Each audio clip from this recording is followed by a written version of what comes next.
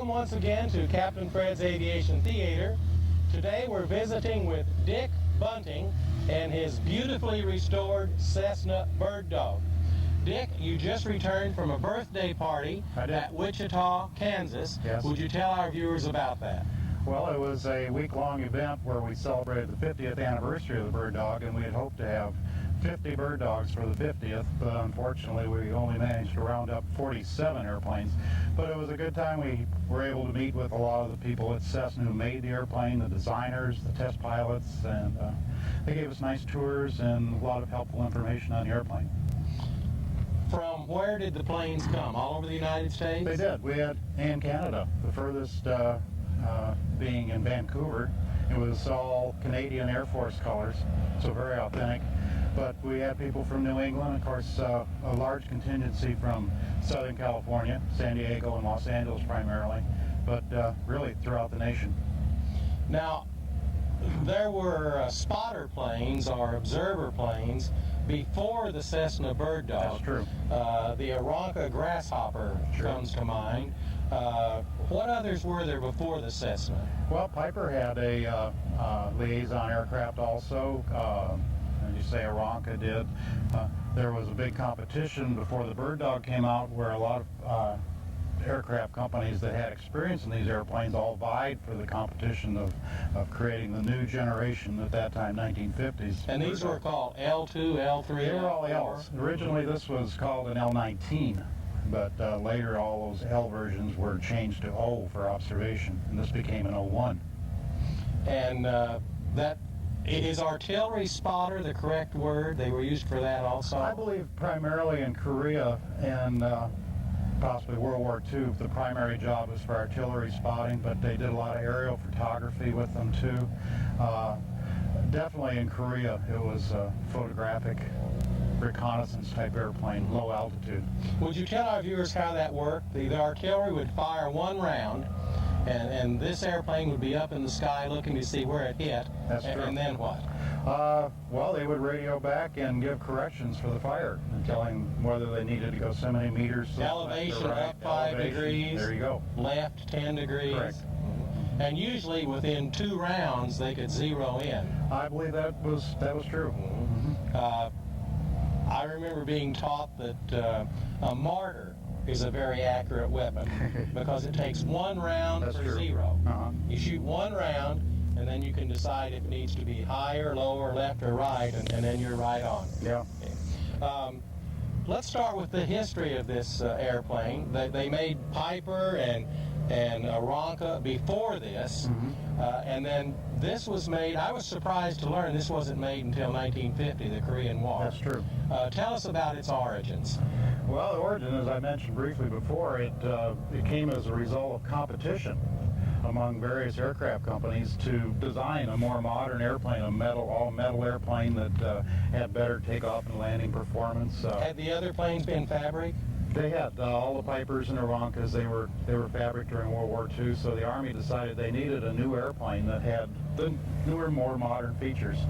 And it was amazing that this one actually won the competition because it was a much heavier airplane than design specifications. But even with that in mind, the airplane, the performance was so outstanding that was the reason it won out in the competition. Is that because of the engine or what? Well, that's true too. That originally, a lot of the liaison airplanes had only 65 or 85 horse engines, and it was quite a surprise probably to the Army too that this one came out with 213 horsepower.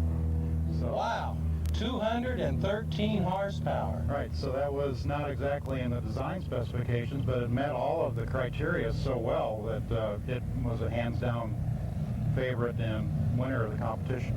Now, one of the aspects of an observation plane would be that you need to fly slow. That's true, and it does. Can it fly slow? Extremely slow. What would slow flight be? 50 or 60 miles an hour. That's pretty slow. And what would it cruise at?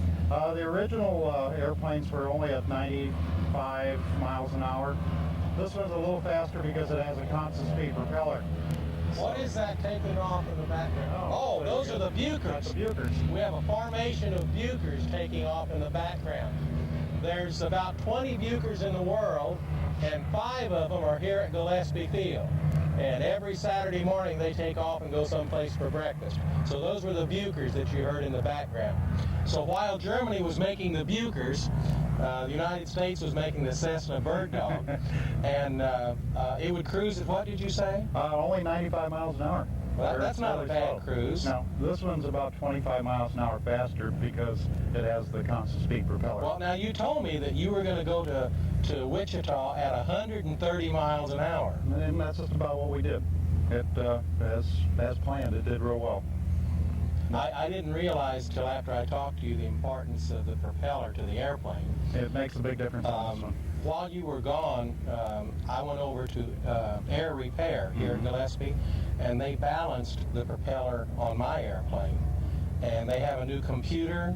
They put sensors on it. It's like taking an EKG of your propeller and your engine. And they balanced my propeller down to 0.071 thousandths of an ounce. So my propeller's off 7 thousandths of an ounce. Pretty incredible. But it makes a big difference in it. Now with the variable pitch propeller, I know the guy who invented that. Fred Weick, the man who built the Air Coupe, designed and invented the variable pitch propeller. I have a picture of him in my hangar with Charles Lindbergh. Lindbergh's in the front seat, and he's in the back seat. Tom Hamilton of Hamilton Standard Propeller is there, and they're testing the variable pitch propeller. Would you tell our viewers how the variable pitch propeller works? Well, it's got gears in it like an automatic transmission. Well, it's actually run under oil pressure. The oil pressure as it goes into the dome of the Would you call it hydraulic? So it's an hydraulic operation. And it changes the angle or the pitch. A lot of people, if they have only one propeller, it may be a cruise propeller for it gives them excellent cruise speed, but it may not give them the takeoff performance they want. So then they'll have another propeller that they'll change and put it on for takeoff performance. But this has the best of all worlds. Now, can you change the pitch in the air or as you're flying? So you can set it for takeoff. Yes. And then after you get up in the air, you change the pitch. Correct. For climb and then for cruise. Exactly. And it's an all-metal prop. Yes. That was a big advancement when they went from wooden propellers to metal propellers. My first airplane had a wooden propeller, and I always had to keep it level, and I had to keep a waterproof cover on it, and it was just a constant problem. What else would you like to tell our viewers about this airplane? It has a constant speed prop, 200 horsepower, 190, what was it? 213. 213 horsepower, all metal. Yes. And it's a tail dragger. Yes. Tandem, two-place front and back. Right. Tell us about the crew who sat in this plane. Well, originally, this particular airplane, you may see on the door, it's got Lieutenant Bob Williams and Lieutenant Gene Richards. Bob Williams is the gentleman I purchased the airplane from, and he flew these in Korea with the same number on the tail. He had the airplane repainted to represent the airplane that he flew in Korea. So you bought this from a guy who flew one of these in Korea? Exactly. And Gene Richards was his observer. So Gene would ride in the back seat and do the reconnaissance with his binoculars and take pictures with cameras and have a walkie-talkie radio, I imagine. Well, actually, they probably used their onboard radios. Yeah. But it was teamwork. Okay, we'll continue talking about this Cessna Bird Dog right after we come back from this very important message. We'll be right back.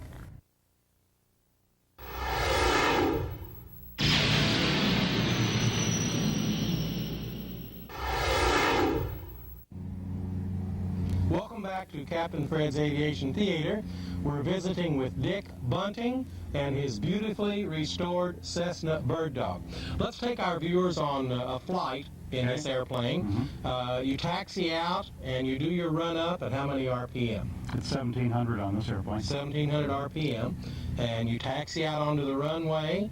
And how long is the takeoff roll? Practically instantaneous. As you come up with a power fact, it's hard to keep the airplane on the ground long enough to respond to the full throttle. It just wants to leap off the ground. So you shove the throttle in, the tail comes up. And you're airborne. And you don't have to pull the stick back? You don't have to do hardly anything. It just flies. You just push the throttle in and it'll do the rest. It'll do the rest. Now it does have a stick. It's not a wheeled It's a stick. airplane. Mhm. Okay, so you shove the throttle in, the tail comes up, it takes off, climbs out at what? Best climb speed on this is 90 miles an hour. And what would it be, 1,000 feet a minute? Or? Initially, 1,000. Mm-hmm. Yes. And your climb out speed is 90? Right. And then you would level off and cruise at? Indicated 130 And is that miles per hour? Yes, these airplanes are pre-knot days, so everything is calibrated in miles per hour, where more modern airplanes are all in knots. And does it use 100 low lead fuel? It does, although it also is approved for auto fuel, and it can use 80 octane fuel. Oh, can it use 80? Yes, Oh. if it's available. So you can run just about any type of fuel you want in this airplane. Yeah. And how much would it drink an hour? Depending on your cruise power setting, on the Wichita trip, we got this down to just a little under 9 gallons an hour, but it could be anywhere between 9 and 12 gallons per hour. But if you're flying at 9 gallons an hour and doing 130, that's not bad. You're getting 130 miles for every Sure. 9 gallons. Yeah. Sure. And what about maneuverability? What would it stall at? It stalls about 45 miles an hour. That's 40, very low. 45. Depending on the degree of flaps. It has flaps, 3-position mechanical flaps, and at 60 degrees of flaps, it's very slow stall So the speed. flap control is like a handbrake? It's a lever on the floor. Lever with 3 clicks? Yes. Spins are not prohibited? No, they're not. No, you can spin the airplane. I have not spun this one, but Well, I was just going to ask you, how does it brake? the stall is a non-event. As you pull back further and further on the stick, it's just a very gentle stall and just a slight release of the back pressure, and it flies again. There's actually no brake to it. It just kind of mushes. Yeah, with my airplane, it really doesn't want to stall. It just mushes, and you just let go a little bit, and it flies again. Right. These things were built to fly. That's what they're for. That's true. Yeah. Tell our viewers, excuse me, tell our viewers a little bit about Dick Bunting. When and where did you learn to fly? Well, I was born and raised in a small town in Michigan, and we had a 2,000-foot grass runway there, and I began my flying lessons there, and then finished In what? Aronca Champs. An Aronca Champ. I learned in an Aronca Chief. Got my license in that, and then went into the Air Force, and through their pilot training program, flew T-37s and T-38s. And then Now, is that the Cessna jet that they had side by side? Side by side. Mhm. That was a trainer that they used Yes. for many years. Cessna made a little trainer jet, 2-place, side by side, and it was used as a trainer for the Air Force. Yeah. They called it a baby something. I don't remember what it was. Did you? Well, we remember called it the Tweety Bird, the Tweety Bird. or a 6,000-pound dog whistle. It had a rather loud screaming engine that could do permanent hearing damage if your ears were not protected. And And did you go to Lackland, or where did you I go? went to Reese Air Force Base in Lubbock, Texas. That's where they make the peanut butter and chocolate candy. I don't know. It's close. It sounds like it. I know where Lubbock, Texas is. Yeah. You have sand in your food, sand in true. your laundry, Yes, and the sand wind in blows. your sheets, and the wind blows all the time, and it will sandblast the paint on your car. That's the place. Yeah. Yeah. And from Lubbock, Texas. Into transports in MATS, which later that was Military Air Transport Service. Which James Stewart did MAC. a movie about that, didn't he? Possibly. And I flew transports there, a Douglas C-133 during the Vietnam conflict, and then I had a Was that called the Commando Cargo Master. Cargo Master? And then I had a year combat tour in Vietnam in de Havilland's C-7 Caribous. I know what that is. There are some small airlines that use those. They do. As cargo haulers. And then when I left the Air Force in 1970, I came to work for PSA here in San Diego.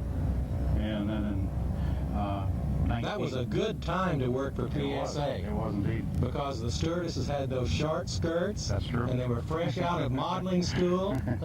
Yeah, I was on the radio at that time. Were you? And Bob Mills and I used to get passes. We never bought tickets. We would get passes for PSA and go up to dinners and things in L.A. And the thing I remember, I think it was pink and orange. And I remember the story that the stewardesses had to wear BBs in the hems of their skirts because their skirts were so short that they had to wear BBs to make sure that they stayed vertically. But that was a memorable time. And I don't remember the guy who founded PSA, but he was still flying at that time. I remember people saying that they saw him up in the cockpit. Well, Kenny Freakin began the airline, and then J. Floyd Andrews came in after him. He was one of the original founders of the airline. PSA is a good memory. It is. Of San Diego. Okay. Then you finished your service in the Air Force. You flew with PSA. And then U.S. Air after they bought PSA. And USA, which was a larger international airline. We are international now, yes. And are you still flying with them? No, I retired a year ago, April. And I was based in Charlotte, North Carolina for my last year and a half before retirement. Well, that's a good time. Retired is a good time. So now I get to have fun flying. Yeah. You wake up every morning and you think, gee, what time will I get up this morning? True. Or what will I do today? Yeah. Today I'll address the envelopes. Tomorrow I'll put the stamps on them. And the day after tomorrow I'll take them to the post office. Yeah. Well, you're flying this. I assume you're in the Antiquers or the EAA? Both. San Diego chapter of the Antique Association and also the EAA. And you mentioned to me that you do a lot of traveling with your wife. What is your wife's name? Susan. And does she fly with you, or how does she feel about flying? She says there are things she enjoys more than flying, even though she's the daughter of a But will she fly with you? retired pilot. Oh, yes. Yeah. It's just that it's not her heart and soul like with us. Yeah. It's true. And you said she's the daughter of a retired pilot? Yes, her father retired from TWA. He has passed away 2 years ago. So you're an airline family. We are. We are indeed. Is there anything else you'd like to tell our viewers about the airplane or about yourself? No, not really. Would you invite our viewers to come out and visit the Antiquers or the EAA? Oh, I would encourage them to join both organizations. They're both top-notch organizations. Now, great people. The EAA is at Brown Field. Would you tell our viewers about the EAA? Well, EAA is the Experimental Aircraft Association, which dedicated their whole premise to the average person being able to build his airplane and go fly in it. And they're located at the base of the control tower at Brown Field. Yes. And they have pancake breakfasts. Yes, might even have one this morning. And barbecue lunches. And it's open to the public. Yeah. So if our viewers would like to go down to Brown Field on a Saturday morning, they could have a pancake breakfast or a barbecue lunch and meet the pilots and look at airplanes like this. They're on display down there. You bet. And then here at Gillespie, excuse me, here at Gillespie is the headquarters for the Antiquers. Yes. And they're here in front of the administration building the first Sunday of every month at 1 o'clock, exhibiting airplanes That's like true. this. True. So you can go to Brown Field any Saturday morning and visit the EAA, the Experimental Aircraft Association, or you can come to Gillespie Airport at 1 o'clock on the first Sunday of every month and visit with the Antiquers, the Antique Aircraft Association. We want to thank pilot Dick Bunting, who has been visiting with us today with his beautifully restored Cessna Bird Dog. As always, this is Captain Fred saying, I love airplanes and I honor the people who fly them.